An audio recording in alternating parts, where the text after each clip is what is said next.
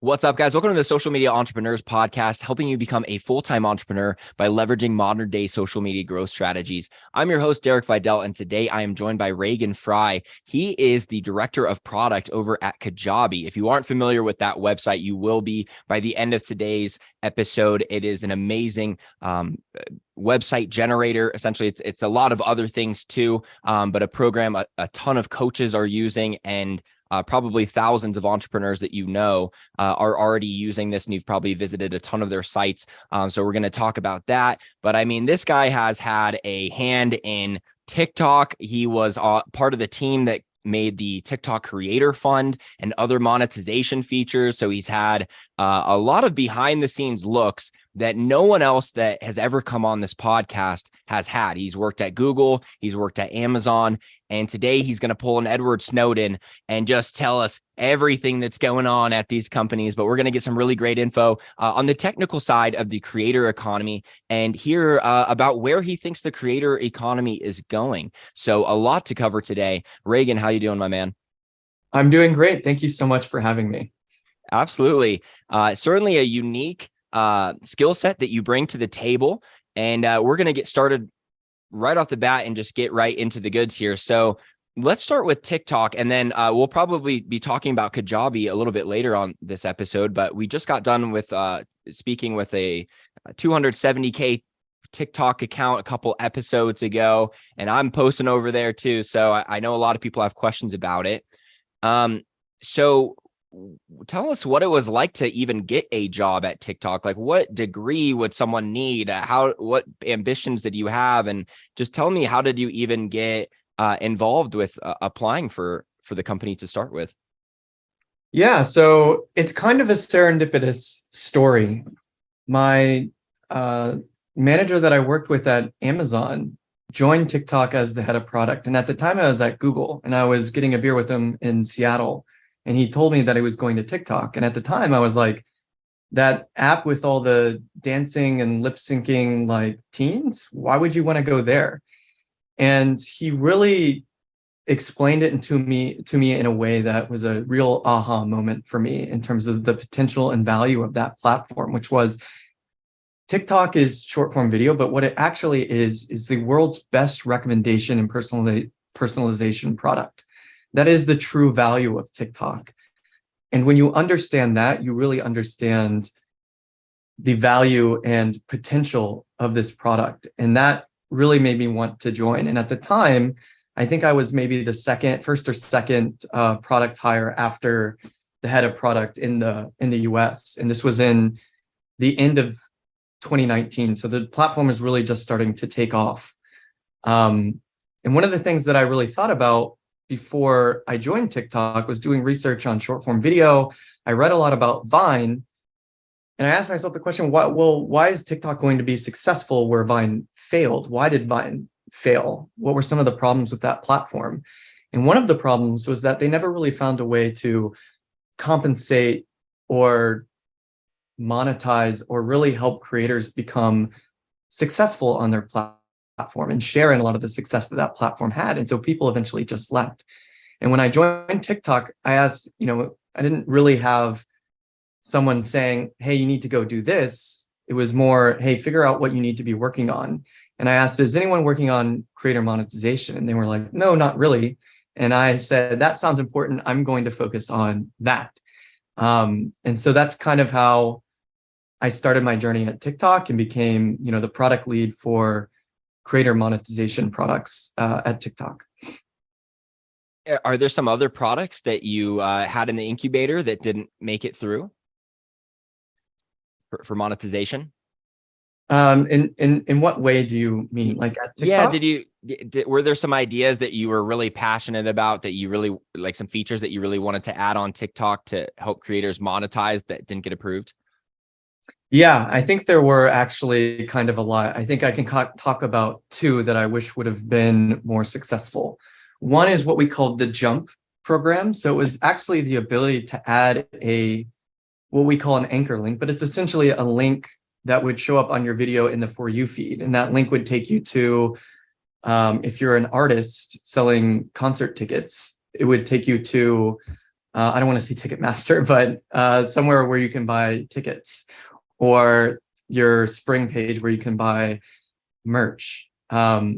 Ultimately, we tested that a lot, like Amazon, lots of other what we called utility types of jumps where you could go book travel tickets, book Airbnbs, things like that. We tested a lot of that, but ultimately it didn't really work out for the business, even though creators were really excited about it. And the other one that we tested and ultimately the business decided to go in a different direction was the ability to add merch to your profile. So if you have a Shopify store, or if you have a products on Spring, kind of something similar to the YouTube merch shelf, where someone could go to your profile and shop your t-shirts, your merch, physical products, digital products, things like that. I wouldn't say that's necessarily like gone. I think the business just chose to go in a different direction. TikTok's very focused on e-commerce, and I think ultimately they decided to prioritize their first party e-commerce solution above that, which of course takes longer to build, and also kind of takes priority over these third-party e-commerce solutions. So at the end of the day, they said, we can allow these third-party solutions, or we can build a really good first-party solutions ourselves and do it really, really well. That takes time, and that's probably the right decision in the long term for the business as well as for creators. But at the time, I really wanted creators to have the option to sell merch, because that's a big monetization channel in a platform that didn't at the time offer that many.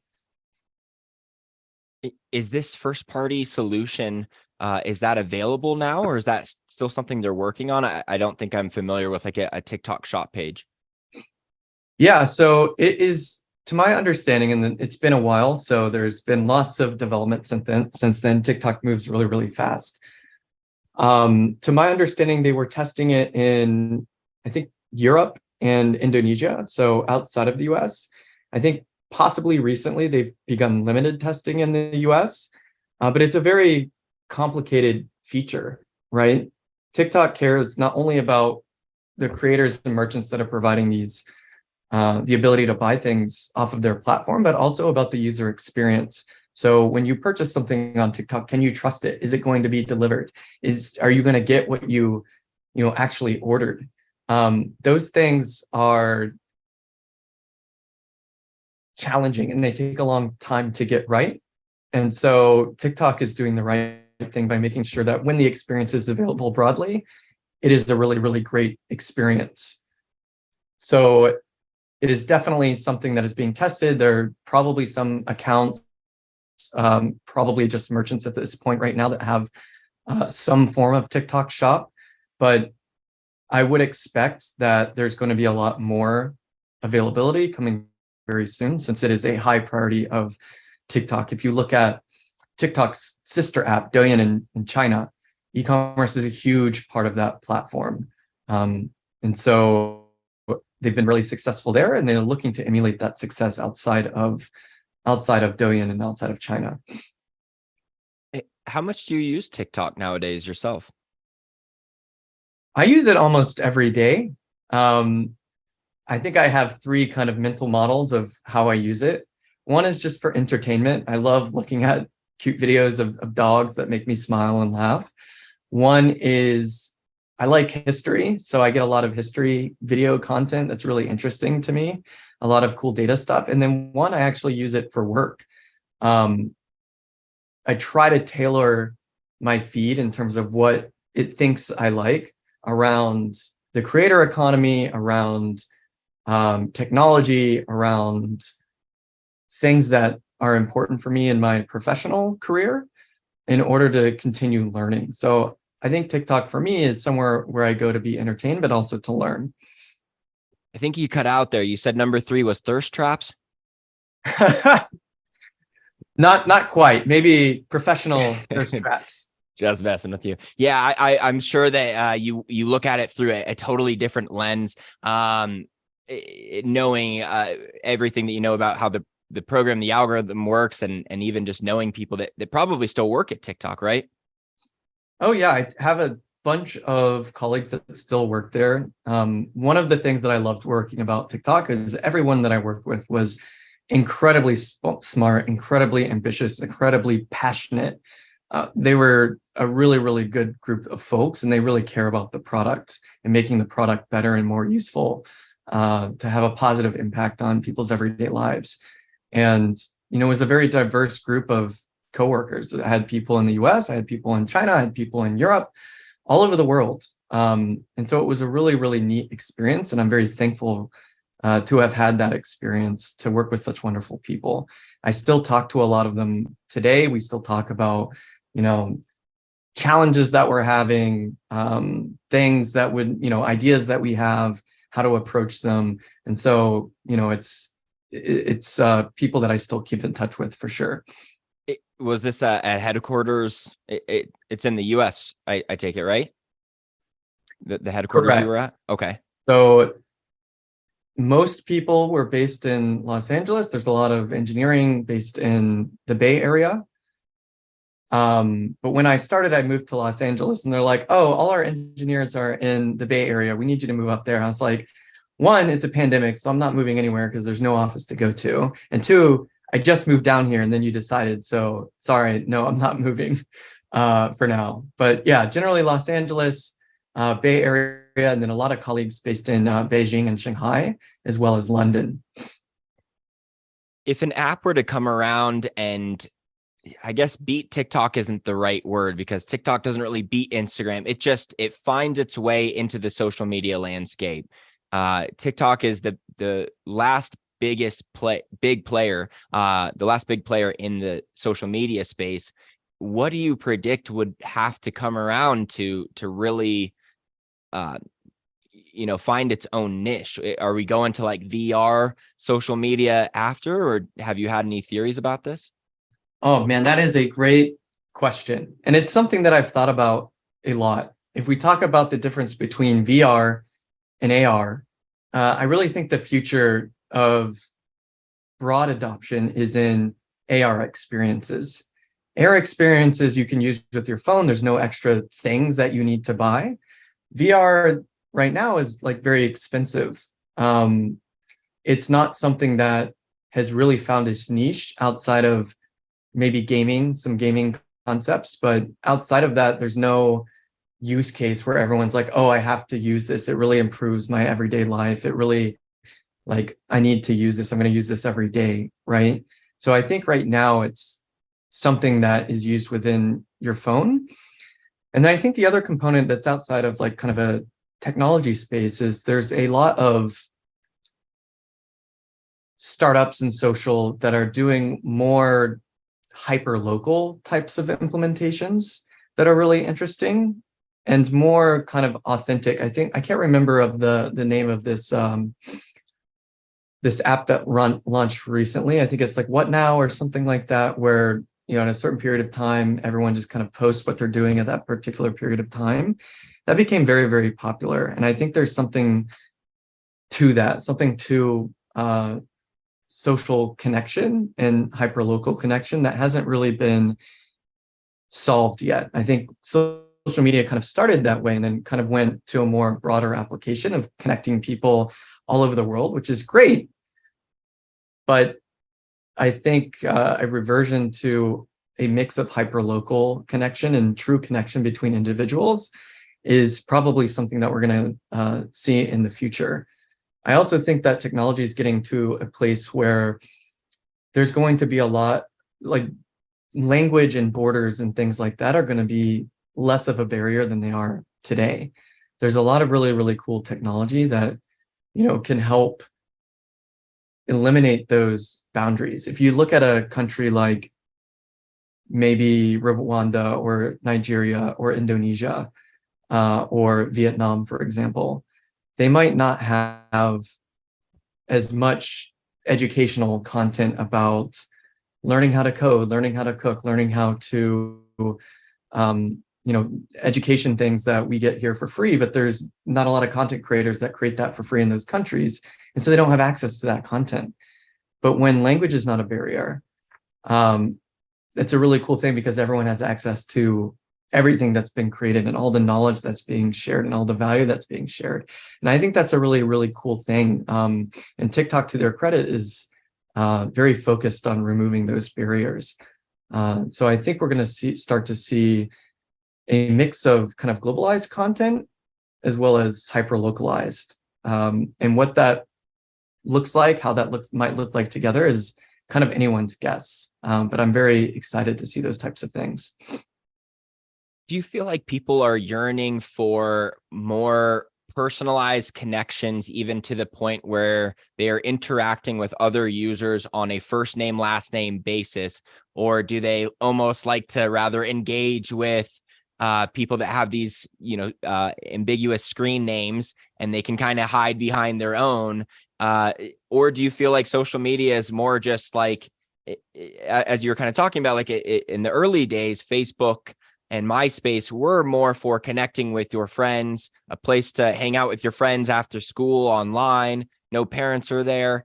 And it wasn't based on like hyper relevant dopamine stimulating content. It is like so much of like what the feed is now, right? It's just like these aren't people your followers probably aren't people anymore. Like when you're people that really start to grow a following, it's rarely people they've met in person. It's just totally different. It's gone from that personal connection to hyper relevant content. Are you saying that you see like more of a shift back? And if so, with that personal connection, do you think people like to kind of hide behind usernames like it is more on TikTok, or do they like this first name, last name basis? It's a really, really great question. And I think fundamentally as a platform, it's very difficult to do both. And the reason it's difficult to do both is my friends aren't the best content creators, right? Bless them, they're hilarious in our own way. We have our inside jokes or whatever.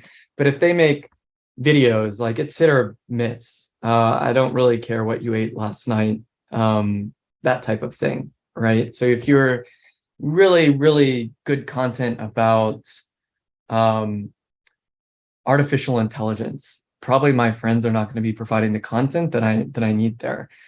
So it's a mix, right? It really depends on what you're looking for when you go online. And I think TikTok's currently testing with that mix, but again, it's difficult to do. And when it comes to people that I know in real life or people that I meet online, the concept of social connection, I think it's not new, right? It's been around in gaming for a long, long time. I've made friends that I used to play Call of Duty with that anytime I log on Xbox, we're pretty good friends. We don't hang out in real life, right? But there is some form of social connection there. And I think you see that with a lot of creators. And I think the biggest, most common manifestation of that's growing is with the live stream medium, right? Where I don't know this person personally, but we have some sort of relationship or connection because I'm in the streams all the time. We're talking to each other. There's an exchange of social value and entertainment. So I don't think it's necessarily needs to be always people that you know in real life. I think there's different forms of social connection. And I think what's been interesting over the past few years is that, it's more common for younger people that are maybe 25 years or younger, but a lot of where they spend their time and where they hang out is not, outside or necessarily physically together. It's playing Fortnite together. It's playing Minecraft together. It's hanging out while you're, sharing these digital virtual experiences. And so I think social media is actually moving in that direction.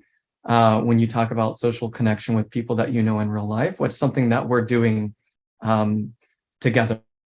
It might not always be gaming. It might be other things. I think gaming is the easiest starting point, which we've already seen. But what does that look like in the future for a non-gaming audience? That's what's really will be very, very interesting. And I think live stream is for non-gaming. We're cooking together, for example. I think that's probably the next manifestation of that type of interaction. But it will be very interesting to see platforms that build this social connection that are not necessarily social platforms, like Minecraft, like Fortnite. Huge user bases. You hang out with your friends there, you play games, you do things, and that's where you're interacting with your friends. So it's very interesting to see where this will go. But I think the days of kind of Facebook, Instagram, MySpace, those types of interactions, which are not in real time, there's always going to be a space for that. But I think the growth will come from kind of these real-time interactive social experiences on your phone or on your TV or whatever it might be. Yeah, very interesting. And especially about the TV, because now you're seeing a lot more ads that incorporate QR codes, which is just like, I don't even know how they didn't think of that immediately at the beginning, because all TV ads are brand awareness level marketing. And now they have the potential to be like call to action, like buy this now, like this is the offer, like QVC or something, like has always been like that, like call us right now, it's ending. So they had that work, but this QR code, I mean, obviously it's going to go away once the ad's over. So you got to be quick. And even on Hulu is starting to allow for more small businesses to run essentially television commercials on there. It's not just going to be like the very big name brands that you're used to seeing commercials from. If I wanted to make targeted Hulu ads for myself, I could do that. I think it is catching people at maybe a weird time. I'm curious about it. It would be difficult to be a trailblazer in that aspect, I feel like. But yeah, there's certainly going to even be like on TV, those ads are going to have a different marketing objective than just say like enjoy Coca-Cola or something like very brand awareness level. So very interesting to see. And yeah, I've had a lot of thoughts about it. I'm sure you've spent tons of time thinking about like where it's going. And it really, it keeps just opening more doors. The more you think about it, then you're like, oh, I'll open the AR door. And then, okay, so that could mean this and this and this and this and this. And there's just so many possibilities. So let me go back and ask you one more TikTok question before we move on to Kajabi. Sure. So a lot of times this is more on Instagram. I see this. I'm not as much of a TikToker. I'm starting to get a lot more active on that platform now, though. But on Instagram, for instance, people were so worried about being shadow banned or just anything about like Instagram hates me. Like they like the other accounts, they don't like mine. And they were thinking like, even though like my content's great and I'm doing everything right, it still wasn't favoring them because they had some kind of previous strike or something like that. Do you know if that exists at all at TikTok? Like if someone is getting low reach, when should they point the finger at, I need to improve my content versus I need to start a new account because they don't even like this account anymore. Since I did that and I ruined the account. And are there any kind of strikes that someone could get on an account from TikTok that would make them like have to start over?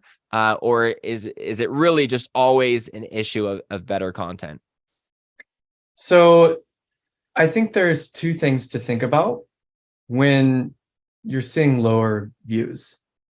One is your behavior on the platform. And when we talk about shadow banning, when we talk about getting lower views, when we talk about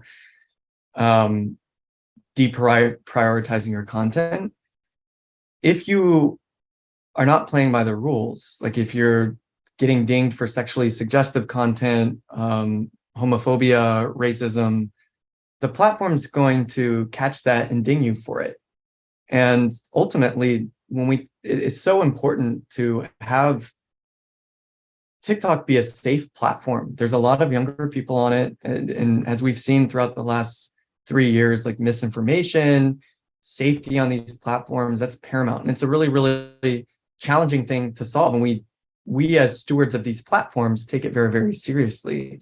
And so when you're not playing by the rules, when you're seeing how close you can get to the edge without getting dinged, you're playing with fire, right? So you need to be responsible as a content creator. And if you're not, you are going to get warnings that you violated, some content guidelines. And when you get those violations, they should come into your inbox and they should give you some indication of what you did wrong. I think historically, that has been challenging to do at scale for a lot of these platforms. A lot of creators will be like, I got this, I violated guidelines, but I'm not sure exactly what I did wrong. And that has been challenging for platforms to at scale be, you did exactly this wrong. And I know that's something that they're improving, but as a creator, when you get something like that, I would be introspective and be objective about your content. Is it sexually suggestive? Am I asking people to do things for me? Am I creating potentially hateful content? Am I creating content that is dangerous, like dangerous challenges, or something that is a dangerous action that could influence other people to try and copy those dangerous actions, right? That's the maybe manual part of, or the explicit, part of having someone be like, I don't like the word shadow ban, because usually there's a very good reason. There's not, like, no one does it for no reason, right? So that's like kind of the explicit reason why you might be getting less reach. The implicit reason, or the other reason, sorry, go ahead. I was just going to say, so there's not a situation that someone would get any kind of account strike without them being told that. So if someone said, like, they didn't get a notification from TikTok saying, hey, you can't post content like this, and they're seeing less reach, they can say it's the content. Like, there will always be some kind of notification from TikTok if there is a legit strike on your account. Is that right? Yes, there should be. Systems don't always work perfectly, but generally speaking, there should be some system that notifies you, like, hey, you violated our guidelines, or a bunch of your content was reported, whatever it might be, right? There should be a feedback loop for you as a creator. And to be clear, one strike doesn't mean like you're out and you're done. When you get a strike, you need to improve like your behavior and your content to make sure that it's, safe, useful, and healthy for the ecosystem. Recency is, of those strikes, is something that is used, but there is a decay in that recency.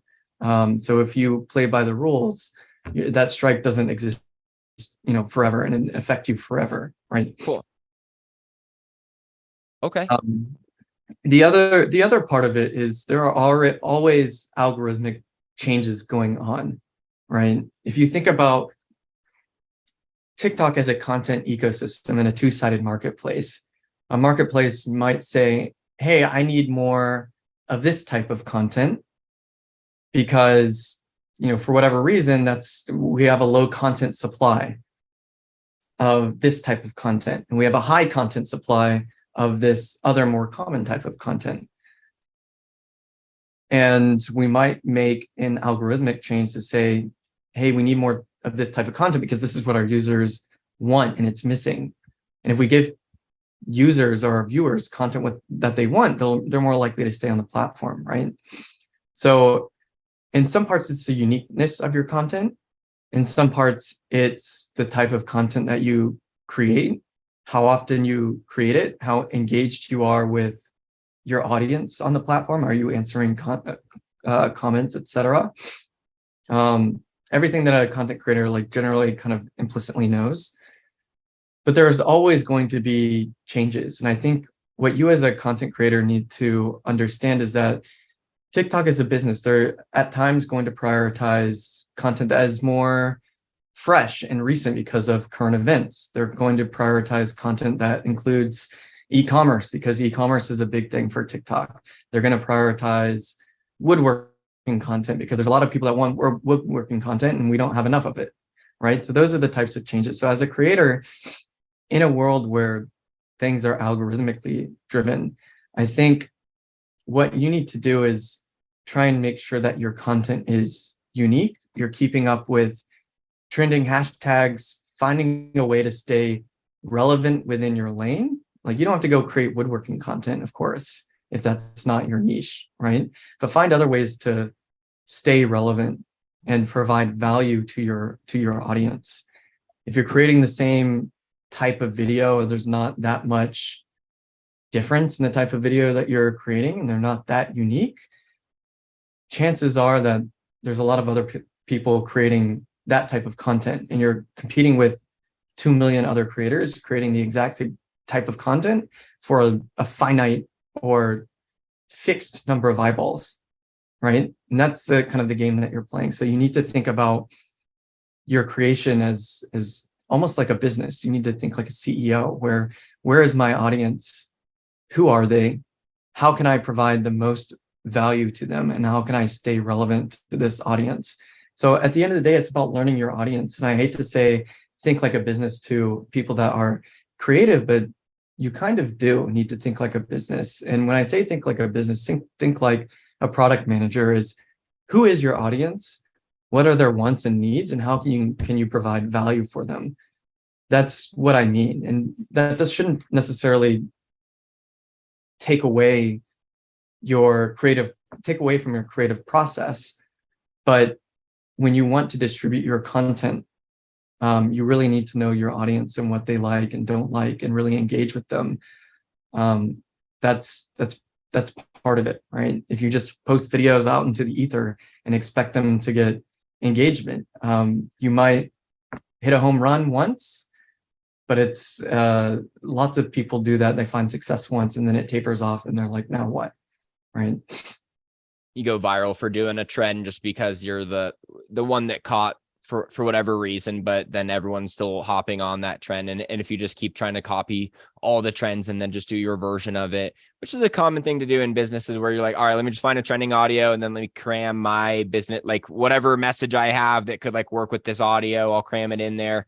And that can work. I've realized it doesn't really get me followers though. It can get you a lot of views because you're using a trending audio, but they're not necessarily looking to say, oh, well, this guy, he's funny because he did the same joke everyone else is doing with the same audio, but he like turned it into his audience.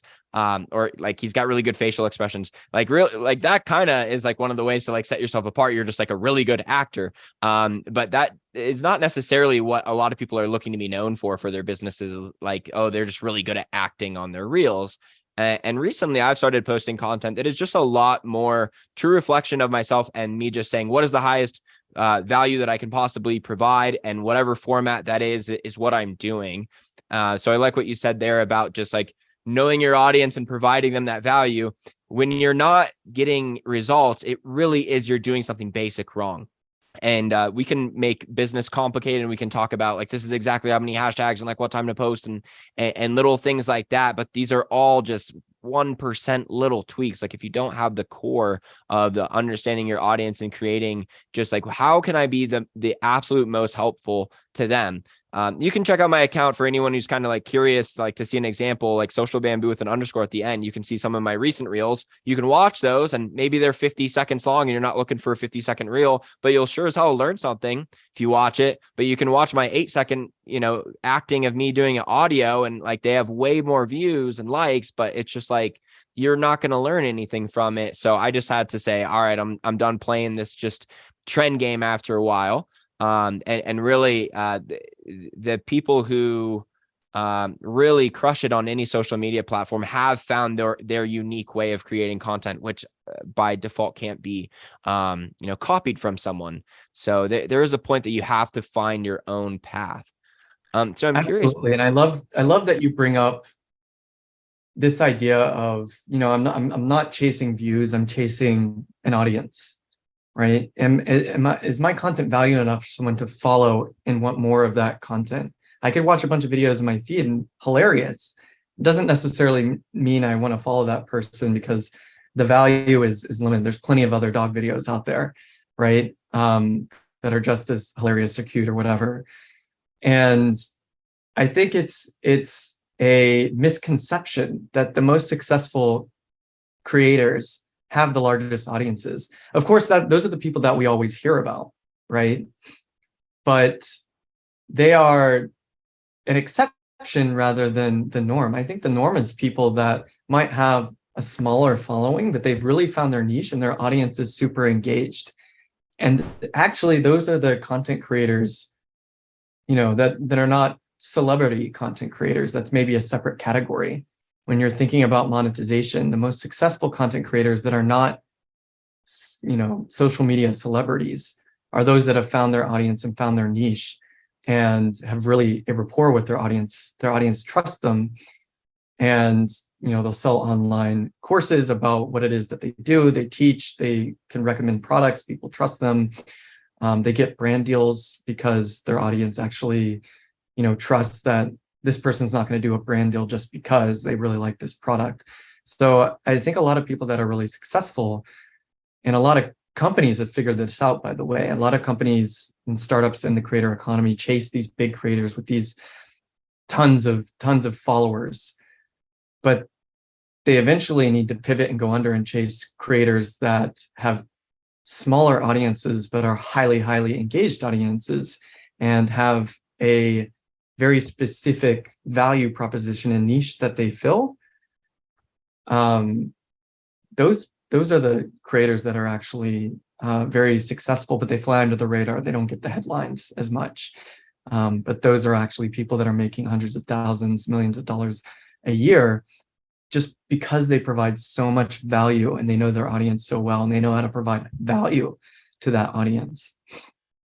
Yeah, those people have fans and not just viewers. I think you could look at like maybe the Kardashians or like the Paul brothers or people that are talked about a lot.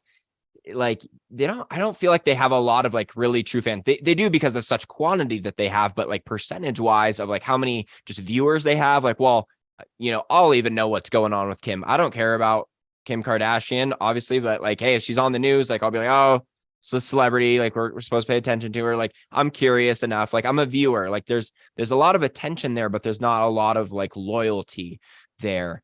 And for business owners, which is the majority of people listening to this, that aren't just saying like, hey, I'm trying to just become famous, right, and then get brand deals later, or just go the pure quantity of followers route. Most people listening to this show have some kind of product or digital product, at least to sell, and that requires fans, not just viewers. Okay, so excellent all around points. I love everything you said so far. And I want to ask you too, because you said that you're looking to be a creator yourself. And I'm sure you have such a different perspective from understanding, the platform side of things before becoming the creator. How has this really developed your strategy, and where do you think you would start on? Do you also have like higher standards for like, I need this camera and this lighting and everything? And is there a lot that you're really seeing that you want to have to get, like, do you want to try to start at a high point because of what or are you kind of just embracing whatever, I'm going to put out some crappy videos and just embrace the journey like everyone else? Yeah, it's a great question / comment. I think it's a misconception that you need all this fancy equipment to get started. Most people don't have that when they get started. And so, and unless you have an audience or people that you've pre-sold like a course to, for example, you don't necessarily need all this fancy equipment. Like phones are very, very good nowadays. It costs like $5 to get, decent lighting. So I don't think you need a bunch of fancy equipment. That's not the best way to start. I think when you're thinking about these things, you should think like an entrepreneur or a CEO. What value do I bring to the table? Where is my audience? And how can I provide them with the most value? So when I think about being a creator, it's more about what are my strengths and what do I know? I have a very I would think a very unique view on things given my experience, both at TikTok as well as at Google, where I worked on the behavioral economics team, learned a lot about psychology, working at Amazon, understanding, why people remain in a membership or don't remain in a membership. So a lot of kind of professional product experience. And for me, that's kind of where I would focus. And I don't need a bunch of fancy video equipment to do that. What I need, and the biggest challenge for a lot of creators, especially creators like myself, is really time. In the professional space, you don't have a lot of time. And I think the biggest hurdle to get over is making time for this and understanding what your what an acceptable quality bar is. And then ultimately, the last hurdle is putting yourself out there. And you have to get over those mental hurdles. A lot of them are mental. Create time for yourself. Don't let it be an excuse, which I've done before now, but my goal next year is to not let that be an excuse. Understand who your audience is. So for me, it's probably more people in a professional setting. So other product managers, other businesses within the creator economy that would find my experience useful. And where are most of them? Most of them are on LinkedIn. And then what are my strengths? Probably my strengths, I would say, are writing. So for me, that's where I will start and then expand out from there. So creating useful posts with useful information at first, seeing how that does, and then taking those posts and transferring them to a video format is probably my strategy for how I'll start, and we'll see how it goes. Maybe I'll flop, maybe it'll be useful, maybe not, but you don't know unless you try.